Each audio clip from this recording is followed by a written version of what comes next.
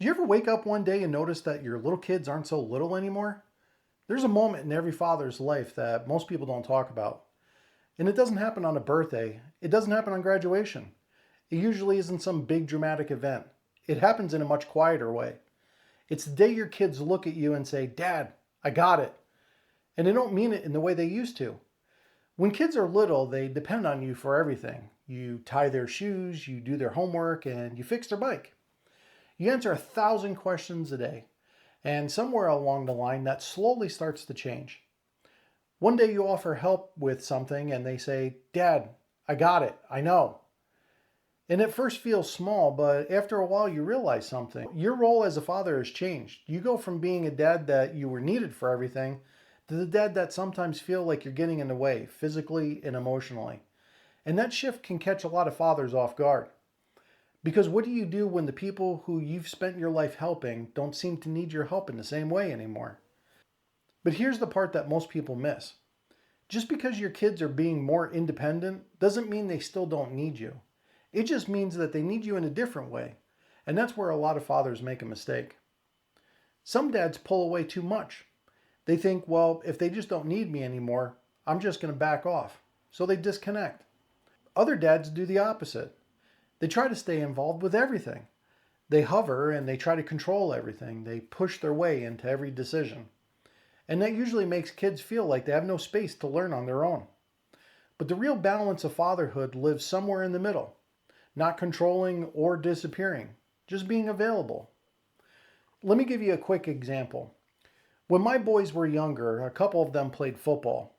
I played when I was younger, so I wanted to stay connected to something that they were interested in.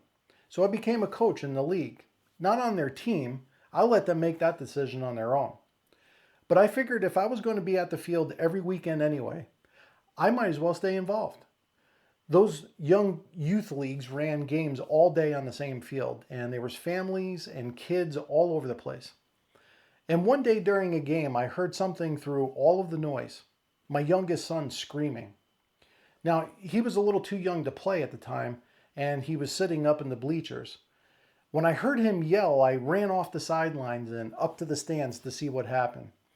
Turns out he was drinking a soda from a can.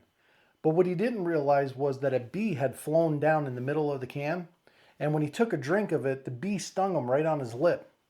His lips swelled up pretty big that day, but we also learned something important. He wasn't allergic to bees, thank God. So in the end, it turned out to be one of those funny stories that you laugh about later. But looking back on the moment, I realized something bigger. Because I chose to stay involved in things that my kids cared about, I was there when he needed me, even when he didn't realize he needed me. And that really is the role of a father once their kids start growing up.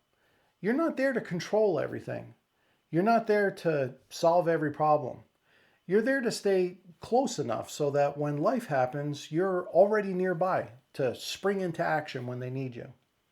And this transition has happened for families for generations.